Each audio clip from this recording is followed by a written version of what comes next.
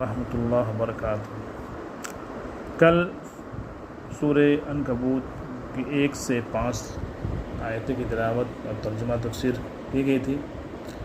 آج جو ہے وہ آیات 41 سے 44 تک کی انشاءاللہ تلاوت کی جائے گی، ترجمہ تفسیر۔ یہ بڑی اہم آیتیں ہیں، اس پہ غور کرنا ہے۔ اعوذ باللہ من الشیطان الرجیم، بسم اللہ الرحمن الرحیم۔ مثل الذین اتخذوا من دون اللہ اولیاء کمثل العنکبوت اتخذت بیتا وَإِنَّ أَوْهَنَ الْبُيُوتِ لَبَيْتُ الْعَنكَبُوتِ لَوْ كَانُوا يَعْلَمُونَ إِنَّ اللَّهَ يَعْلَمُ مَا يَدَّعُونَ مِن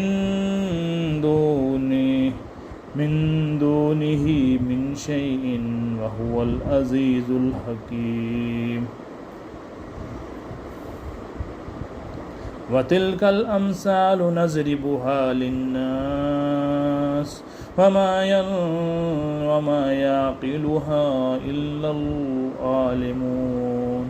خَلَقَ اللَّهُ السَّمَاوَاتِ وَالْأَرْضَ بِالْحَقِّ إِنَّ فِي ذَلِكَ لَآيَاتٍ لِلْمُؤْمِنِينَ۔ صدق اللہ العظیم وإیاکم الذکر والقرآن الحکیم۔ شروع اللہ کے نام سے جو بڑا مہربان نہایت رحم والا ہے۔ اللہ رب العزت نے اس آیت میں فرمایا ہے، اس کو ملاحظہ فرمایا، شروع اللہ کے نام سے جو بڑا مہربان نہایت رحم، رب اشرح لی صدری ویسر لی امری واحلل عقدۃ من لسانی یفقهوا قولی۔ جن لوگوں نے اللہ تعالیٰ کے سوا اور کارساز مقرر کر رکھے ہیں، ان کی مثال مکڑی کی سی ہے کہ وہ بھی ایک گھر بناتی ہے، حالانکہ تمام گھروں سے زیادہ بودا گھر مکڑی کا گھر ہی ہے۔ کاش وہ جان لیتے۔ اللہ تعالیٰ ان تمام چیزوں کو جانتا ہے جنہیں وہ اس کے سوا پکار رہے ہیں۔ وہ زبردست اور ذی حکمت ہے۔ ہم ان مثالوں کو لوگوں کے لیے بیان فرما رہے ہیں، انہیں صرف علم والے ہی سمجھتے ہیں۔ اللہ تعالیٰ نے آسمانوں اور زمین کو مصلحت اور حق کے ساتھ پیدا کیا۔ ایمان والوں کے لیے تو اس میں بڑی بھاری دلیل ہے۔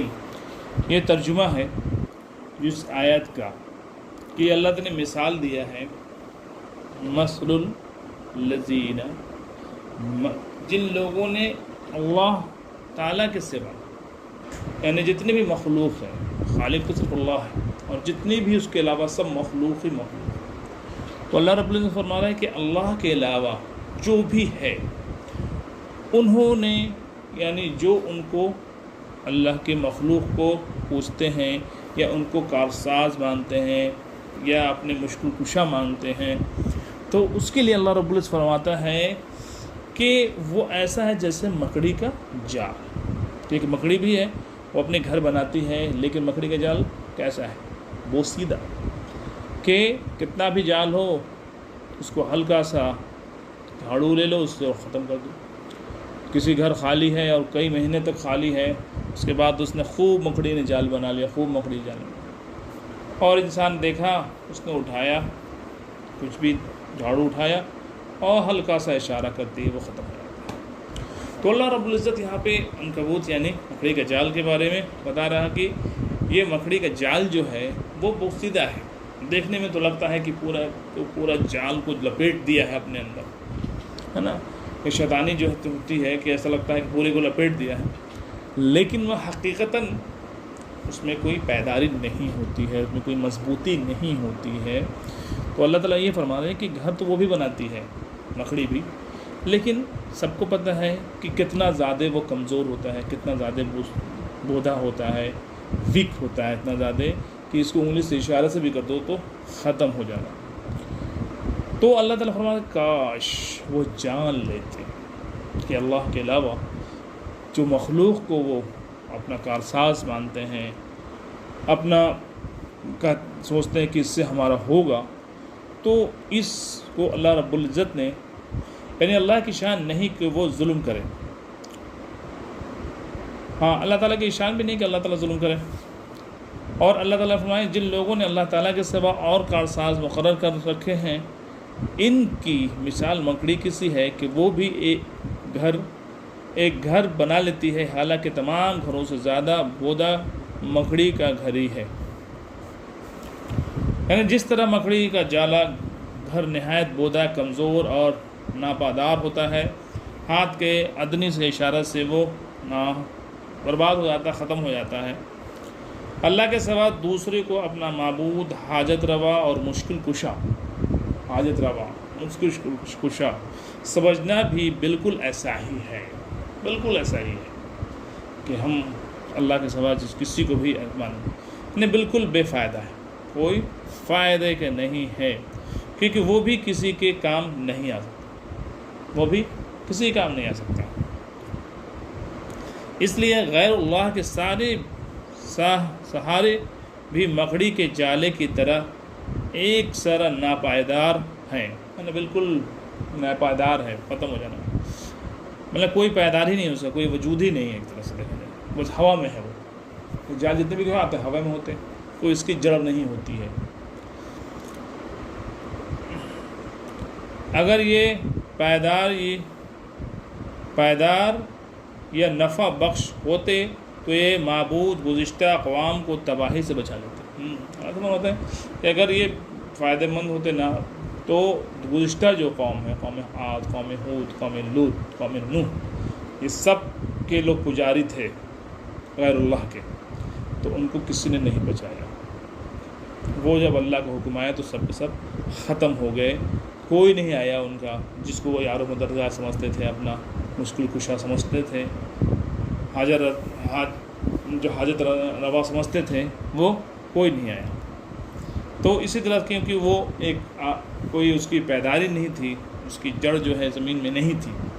اسی طرح اللہ کے نبی صلی اللہ علیہ وسلم فرمایا کہ ایمان کا جو کلمہ ہے اس کی مثال ایسے ہے کہ ایک تنا ہے، ایک درخت ہے جس کی جڑ نیچے تک ہے تو صبح تک گئے گی، اور اس کے اوپر لہرا رہا، تو وہ درخت کتنا مضبوط ہوگا.